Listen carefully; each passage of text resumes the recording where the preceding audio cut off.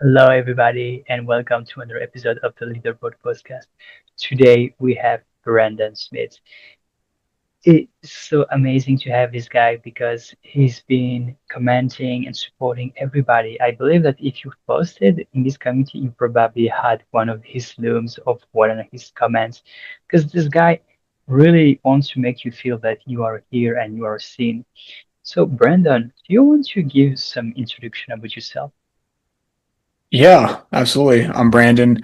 Uh, so I've been involved in synthesizer for a good most of this year so far. I've joined it close to this time last year. I think if I've been in the synthesizer group for more than a year actually for this point, but wanted to really step into the activity side of things and uh, give as much value and engage and connect with people as much as possible within the community because I believe so much in its mission. Um, there's a lot of things uh, that synthesizer stands for that I truly believe in. So I just want to be able to give back and uh, share the knowledge that I have, the experience that I've gained throughout my life, and just help others. Wow, this is beautiful. 1 year in synthesizer.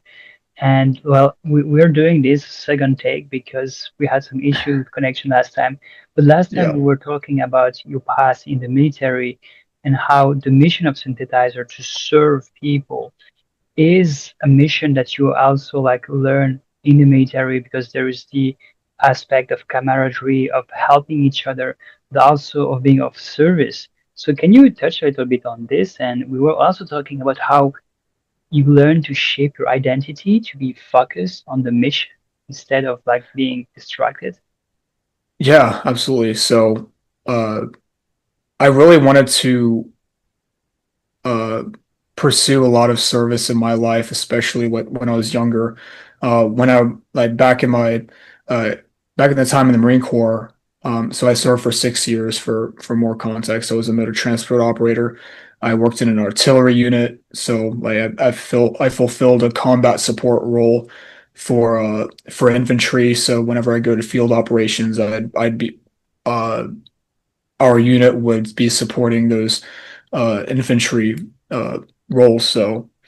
But of course, there's another aspect of service as well, serving my country, and uh, it's just there's a big aspect of service that a lot of humans like to gravitate towards, and I definitely gravitated towards the service aspect because like we're social creatures, right? We want to be able to connect with each other and serve. And I think having a higher purpose beyond just our own selfish needs and wants uh, is going to be the thing that's going to be very fulfilling to us. And with my military experience, being part of that service, doing something that's serving something that's bigger than myself is a huge aspect, and being able to translate that into the civilian world, the entrepreneurial business world, uh, being able to have that same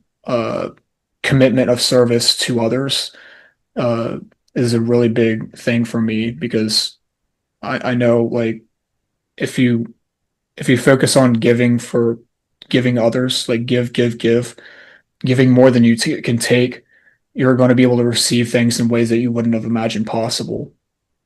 And I've experienced this for myself, not just like in a monetary sense, but that sense of fulfillment. Because there's so many people that I love to connect and serve, and they come back to me in ways I wouldn't have imagined possible. So like that level of giving and the reciprocity behind that as well um, is just a beautiful cycle, in my opinion, of serving. Yeah, you Yeah, explained it right. It's so beautiful, like the this mission of like serving and giving without expecting in return is yeah, something that I've been experiencing a lot in my life. But especially with synthesizer, I've really started putting like the aim of like giving as much as I can. And something I've realized is that when you're giving to people without expecting anything in return, these people want to give you back so much more, and that is so beautiful because they have such amount of gratitude, especially if people are really in a difficult situation and you're helping them solve that. So what one burning question is coming to me, because I know that you're helping people with focus and getting off a screen addiction, is what did you learn in the military to be that super focused man? And I know that a lot of military techniques are being used in the corporate, and the corporate world really come out of the military. So I guess we have a good source of information here. Yeah, so there are definitely a lot of good principles to follow from the military that I've learned that translate well into the not just even the corporate world, but like your own personal life as well. And if you're pursuing a business of your own, like I am myself, there are a lot of principles that we can take from the military to be able to translate it well. One of the things that I would say two things. There is one aspect of the identity. So the identity shift that you need to make to be like becoming the type of person to accomplish certain goals is probably one of the most important aspects of accomplishing anything, right?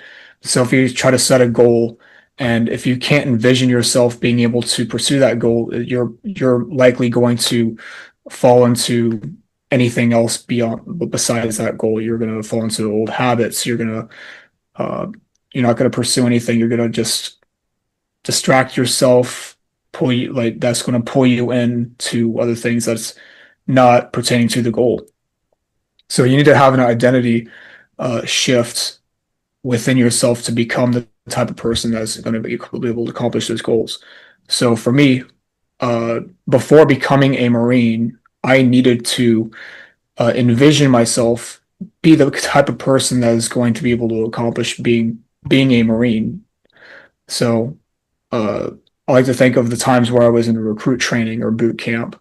This is the time where you're a recruit. Uh, they joke about it by saying like you are less than human at this point in time. You they strip you like they basically say they strip you of your identity. Like you have no personality. They shave your head bald. You're basically among everyone else. No one's more or less, no one's above you, no one's below you. You're exactly the same as everyone else. You have basically no identity. Um, but I'll talk like I know I said identity shift, but uh basically stripping you of anything that is hindering you from uh, accomplishing the goals, basically. So I had to really put myself in an area where it was inevitable to accomplish those goals. So identity thing was one. The second one would be environment. So in recruit training, we had no access to TV, no access to phones, internet, nothing. We had no contact to the outside world. The only way we would be able to accomplish our goals was to have an environment that is strictly for training, for eating, for sleeping, everything that involved becoming the person that you needed to become. So there's an identity aspect and there's an environment aspect. So I think a lot of two of those pieces like really contribute together to accomplish something that's really meaningful. Um, but yeah, Oh, that must have been a very powerful way to really transform you from like, like putting you into a blank state of saying, hey, like everything that's past, we're just gonna remove yeah, it. We're gonna cut your hair, you're gonna take off your clothes, you're gonna put you with all of these people, and everybody's gonna be the same. And then his environment is not allowing you to have anything from the outside, and the only thing you can see and focus is who you have to become. And that must have been like really yeah, transformative. That's very powerful. I guess you really learn to strip away everything and to be able to understand that you don't need all of the things that you thought you needed to be alive and to be, that you can also like change totally, like from the one day to the other, decide to remove everything and be a new person. That's very beautiful. So I guess like if someone is watching here and is new to synthesizer or even is in synthesizer but really feel like they need to have that change, but probably they will not shave their head. Probably they will not go in a place where there is nothing, and because they're probably working online, so they need to have access to internet. So Sure. what can we take from that and boil it down to someone who's like, okay, what can I do in my daily life to really connect more with that? Yeah, great question. Obviously, don't want to like neglect the internet stuff. Like we have these as a tool, as a certain tool. So like the internet is neither good or bad. It's how you use it, right? Same with the phone, same with the computer. So we need to have that understanding as well. So I'm not saying these things are bad, but it's how we use them. So touching back on the identity aspects. So one thing that you might see whenever you go into the synthesizer, you might see this in the synthesizer roadmap. If you haven't dove into the roadmap as of yet, I highly suggest you do so. But one of the things that it says, like within the roadmap, is that you are a synthesizer. Immediately, that gives you an identity. Like the moment you step in, you are a synthesizer. What does that mean? What does synthesizer mean? It is someone who solves problems and shares solutions. It is people who want to help serve others and like make an impact to change the world and ultimately get paid for it. Um, so we can continue with that impact. Um, so immediately you're hit with an identity. And if you absorb in that identity of yourself, oh, I am a synthesizer. I am someone who wants to solve problems and share solutions. You want to absorb in that identity and like immerse yourself in it for one.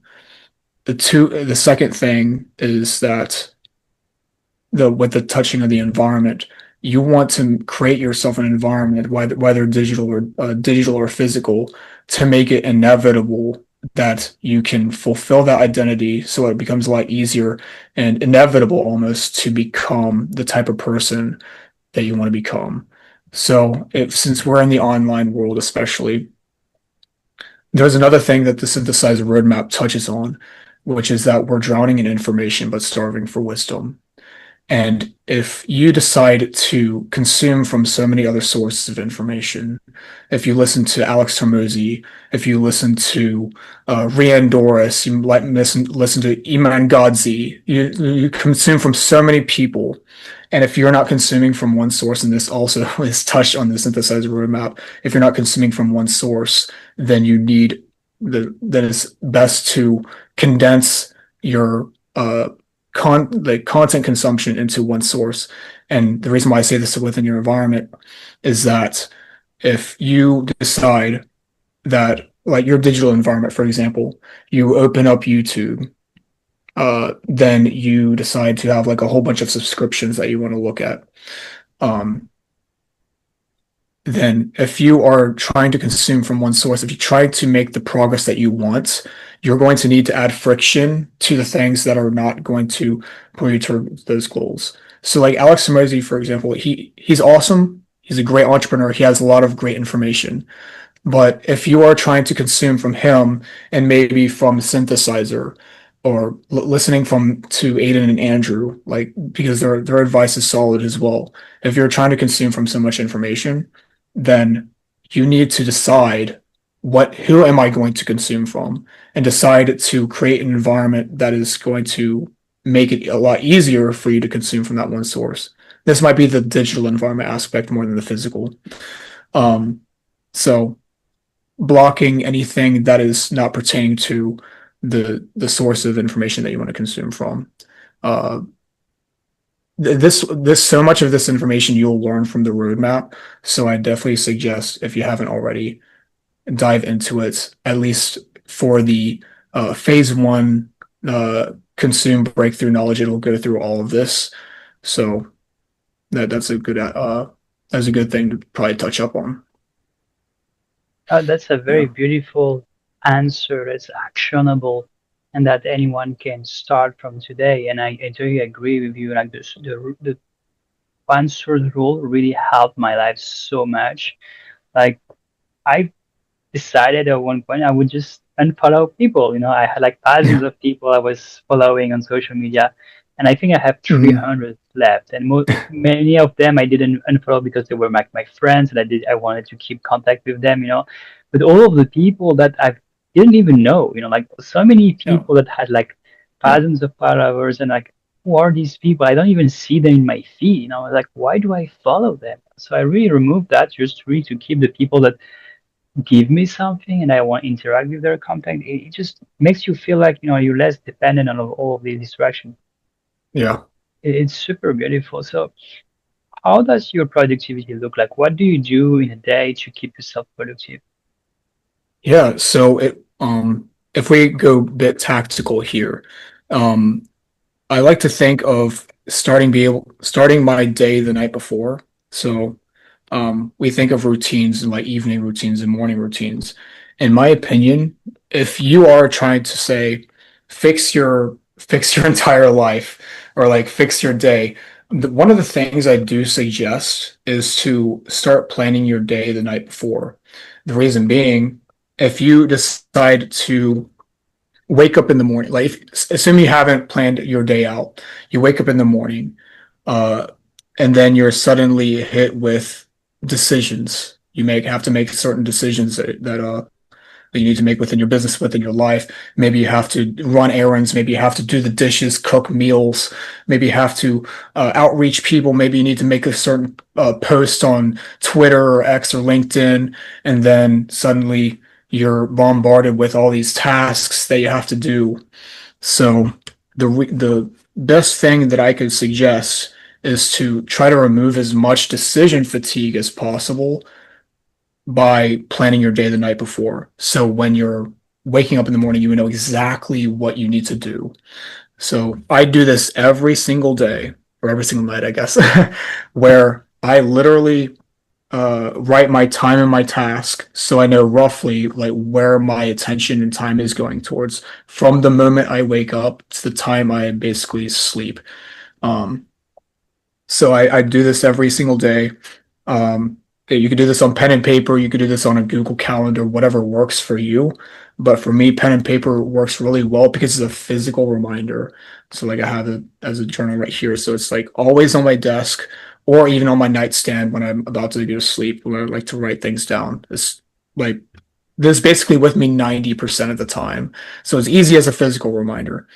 Um, so I guess in a tactical sense, planning out your day and time blocking certain activities. So from the moment you wake up, you might want to commit to like an exercise. You want to take care of your health. Maybe go for a run or do a gym workout. Then you do your hygiene and things of that nature. Then by the next hour, next 2 hours, you decide to do your deep work routine. Maybe you want to do some writing for your next piece of content.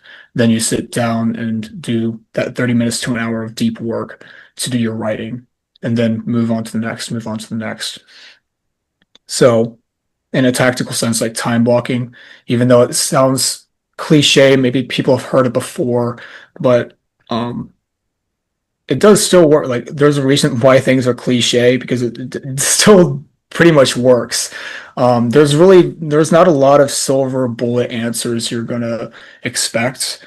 It just comes down to like what you know, like what is the things that are actually working and actually implementing it within your life.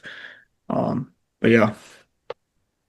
I love the answer, and I love how you use the word tactical because it's really a military word. And yeah, man, like the thing that you said that really also like hit me is like you don't have to fix your life, you just have to fix your days. Like Yeah. you cannot change everything in your life at once, but what you can do is really say, okay, tomorrow, you know what, I'm not gonna binge watch Netflix, I'm not gonna go out and drink, I'm just gonna prepare my day before. And I also do that every night. I'm having a small note, I'm writing the three most important things. And I've noticed that Hmm. having less things that I'm preparing but then being able to do more is way Right. easier than having like 15 things and then like doing five and being like, oh my god, I don't have time. But rather I like do the three most important things that I know, the three most urgent things that I have to do the next day. And if I do these three things, I'm very happy. And you have more time, I do something else. But I'm just really focusing on doing less, but doing it well. And that just really changed my life because before I would wake up and then you groggy from the day before and you're like, oh, I don't feel like it today. And then it's like, you know Yeah. what? I can take a day off. But then if you had planned the day before, even if you have a bad night, you're like, shit, I have these things. I decided I have to do them. And it's to myself. I will be mad if I don't do them. So you doing preparing the things the night before, it really puts something like, like it's like you're making an agreement with yourself for the next day. And when you wake up, you're like, okay, that's what's already agreed on. So it's good. Brandon, do you have any last words for the people who are watching here? Yeah, man. Give more than you could take. Provide as much value as you can, and stick around because even though there might be a lot of other things in other communities and other school communities, like if you decide to commit to this one thing, I promise you things are going to change within your life in a very positive way. You just got to stick with it. Because I've been in this situation where I wanted to consume from other sources of information, back to that one source rule. And this wasted me months. Potentially, like, I've been in this like entrepreneurial space for over 2 years at this point. This would have literally saved me thousands of hours and a lot of money too, frankly, um, if I just decided to consume from one source. So if you're in synthesizer right now, the roadmap is almost all of what you need to just get started. Diving into the community, diving into the roadmap, being involved with people, doing comments, doing chats, getting on calls, networking calls, doing discovery calls for people. Like it's all laid out. So just stick with it. I promise you, you'll get the results you want. I totally agree with you, man. Like synthesizer is just really like a fucking gemstone. I've spent thousands in like trainings, retreats, and all of this business stuff, and so many times it was just half of the thing, and it was just making you pay $600 to just have a few days, and then have just at the end of the weekend. Okay, if you want the rest, you have to pay 2,000 more, and you just feel like fuck. The Yeah. guys like I came here and I spent my money, and now you tell me that it just was just an intro. And synthesizer is just giving you everything you need to start for free. And communities are the future. I saw an interview with Tony Robbins, and he was saying like personal development is dead. Now it's community development. Like really, people don't want to do things by themselves. They want to do things in a group. So synthesizer is just really giving you the way of the future for free in your hands. All you have to do is just to get on the roadmap, follow it, connect with people, and then you will see change happening just by themselves because you're in a train that's moving, and some wagons are moving faster than the others. But the good thing is that it's going at your own speed. Yeah. Anyway, guys, thanks for watching. Brandon, thanks for coming, and see you in the next episode. Thank you. Have a good one.